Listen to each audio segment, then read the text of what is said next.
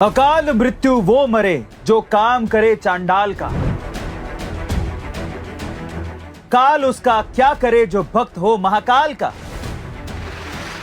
महाकाल यानी कि भगवान शिव, जो सत्य भी हैं, सुंदर भी हैं, उन्हें क्रोध भी आता है और वो भक्तों के लिए भोलेनाथ भी हैं।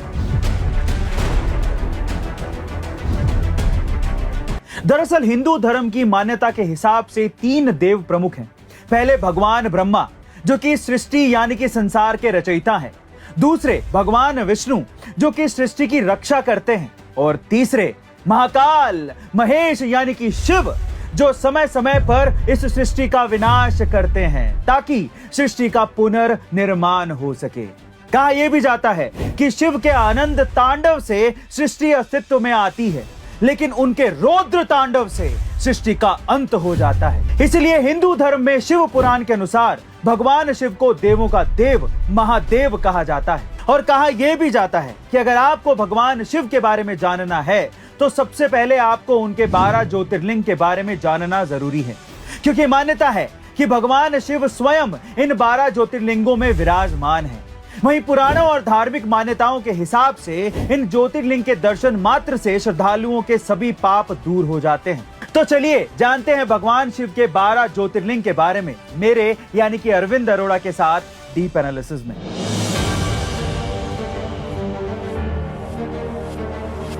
तो चलिए भोलेनाथ का नाम लेके इस वीडियो को शुरू करते हैं और उनके ज्योतिर्लिंगों के बारे में जानते हैं। सबसे पहले है सोमनाथ का ज्योतिर्लिंग। ये ज्योतिर्लिंग गुजरात के सौराष्ट्र क्षेत्र में अरब सागर के तट पर स्थित है। वहीं शिव पुराण के अनुसार जब चंद्रमा को दक्ष प्रजापति ने क्षय रोग होने का श्राप दिया था, तब चंद्रमा ने इसी स्थान पर तपस्या करके श्राप से मुक्ति पाई थी और तब स्वयं चंद्रदेव ने इसी ज्योतिर्लिंग की स्थापना की थी। दूसरा ज्योतिर्लिंग है मल्लिकार्जुन ज्योतिर्लिंग। ये ज्योतिर्लिंग आंध्र प्रदेश के कृष्णा नदी के तट पर श्रीशैल नाम के पर्वत पर स्थित है। इस ज्योतिर्लिंग का महत्व भगवान शिव के कैलाश पर्वत के समान माना जाता है। चूंकि कैलाश पर्वत पर जाना श्रद्धालुओं के लिए मुश्किल है, इसलिए इस ज्योतिर्लिंग का महत्व और बढ़ जाता है। और अब बात करते हैं तीसरे ज्योतिर्लिंग की। इस ज्योतिर्लिंग का नाम है महाकालेश्वर ज्योतिर्लिंग। ये प्रसिद्ध ज्योतिर्लिंग मध्य प्रदेश के उज्जैन में शिप्रा नदी के किनारे स्थित है। इस ज्योतिर्लिंग की विशेषता है कि ये एकमात्र दक्षिण मुखी ज्योतिर्लिंग है। मान्यता है कि यहाँ पर पूजा अर्चना करने से उम्र बढ़ जाती है और सभी प्रकार के संकट टल जाते हैं। चौथा ओंकारेश्वर ज्योतिर्लिंग। ये ज्योतिर्लिंग मध्य प्रदेश के प्रसिद्ध शहर इंदौर के पास स्थित है। जिस स्थान पर यह ज्योतिर्लिंग है उस स्थान पर नर्मदा नदी बहती है और ये नदी चारों ओर बहती है, जिससे यहाँ ओम का आकार बनता है। इसीलिए उसे ओंकारेश्वर के नाम से जाना जाता है। मान्यता है कि तीर्थ यात्री सभी तीर्थों पर जल लाकर ओंकारेश्वर में अर्पित करते हैं, तभी उनके सारे तीर्थ पूरे माने जाते हैं। पांचवा है केदारनाथ ज्योतिर्लिंग। भगवान शिव का यह प्रसिद्ध ज्योतिर्लिंग उत्तराखंड में स्थित है। ये मंदिर समुद्र तल से 3200 किलोमीटर ऊंचाई पर है। यहाँ सर्दियों में भारी बर्फबारी होती है, इसलिए सर्दियों के 6 महीने यहाँ जाना मुश्किल है। मतलब कि यहाँ दर्शन के लिए सिर्फ गर्मी में ही जाया जा सकता है। मान्यता है कि इस मंदिर का निर्माण पांडवों के पौत्र महाराजा जनमेजय ने करवाया था। अब बात करते हैं छठे ज्योतिर्लिंग की, जिसका नाम है भीमाशंकर ज्योतिर्लिंग। ये ज्योतिर्लिंग महाराष्ट्र पुणे जिले में सह्याद्री नामक पर्वत पर स्थित है। यहाँ स्थित शिवलिंग काफी मोटा है, इसलिए इसे मोटेश्वर महादेव भी कहा जाता है। सातवां विश्वनाथ ज्योतिर्लिंग।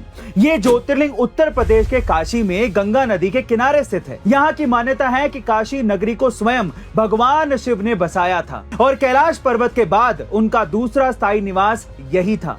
कहा यह भी जाता है कि काशी भगवान शिव के त्रिशूल पर टिका हुआ है। आठवां त्र्यंबकेश्वर ज्योतिर्लिंग। ये ज्योतिर्लिंग गोदावरी नदी के किनारे महाराष्ट्र राज्य के नासिक जिले में स्थित है। कहा यह जाता है कि गौतम ऋषि और गोदावरी नदी के बुलाने पर भगवान शिव को इस ज्योतिर्लिंग में आकर बसना पड़ा था। इस ज्योतिर्लिंग की सबसे खास बात यह है कि यहाँ ब्रह्मा, विष्णु और महेश तीनों ही विराजित हैं, बल्कि अन्य सभी ज्योतिर्लिंगों में केवल भगवान शिव ही विराजित हैं। अब बात करते हैं 9वें ज्योतिर्लिंग की, जिसका नाम है वैद्यनाथ ज्योतिर्लिंग। ये ज्योतिर्लिंग झारखंड राज्य के देवघर में विराजमान है। मान्यता है कि इसे लंकापति रावण ने स्थापित किया था। दरअसल इस शिवलिंग को रावण ने अपने 9 सिरों की भेंट चढ़ाकर भगवान शिव से वरदान में मांगा था। 10वां नागेश्वर ज्योतिर्लिंग। ये ज्योतिर्लिंग गुजरात के बड़ौदा क्षेत्र में गोमती द्वारका के पास स्थित है। इसके अलावा कुछ लोग दक्षिण हैदराबाद ओड़ा गांव में स्थित शिवलिंग को नागेश्वर ज्योतिर्लिंग भी मानते हैं, तो कुछ लोग उत्तराखंड के अल्मोड़ा जिले में स्थित जागेश्वर शिवलिंग को नागेश्वर शिवलिंग मानते हैं। और अब 11वां रामेश्वर ज्योतिर्लिंग। ये ज्योतिर्लिंग तमिलनाडु के रामनाथम जिले में मन्नार की खाड़ी के पास स्थित है। मान्यता यह है कि यहाँ भगवान राम ने वानरों के साथ मिलकर लंका पर चढ़ाई के लिए राम सेतु बनाया था। वहीं ये मंदिर हिंदुओं के 4 धामों में एक धाम भी है। और अब 12वां यानी कि आखिरी ज्योतिर्लिंग, जिसका नाम है गणेश्वर ज्योतिर्लिंग। ये ज्योतिर्लिंग महाराष्ट्र के दौलताबाद से लगभग 18 किलोमीटर दूर बेरूल गांव में स्थित है। इस मंदिर का निर्माण देवी अहिल्याबाई होलकर ने करवाया था। वहीं ये स्थान पूरे भारत में शिवालय के नाम से भी जाना जाता है। तो दोस्तों, ये थे भगवान शिव के वो 12 ज्योतिर्लिंग जो सिर्फ भगवान शिव के स्थान ही नहीं बल्कि हमारी संस्कृति और भारतीय धरोहर का एक अंग भी माने जाते हैं। इसलिए गाइस, अगर आपको ये वीडियो अच्छी लगी हो तो हमारे चैनल को सब्सक्राइब कर लीजिए, वीडियो को लाइक करिए और इसे शेयर करिए, क्योंकि हम आपको हमारे इस चैनल पर इसी तरह के और वीडियोस लाकर देते रहेंगे। तो मिलते हैं हमारी अगली वीडियो में, तब तक के लिए हर हर महादेव।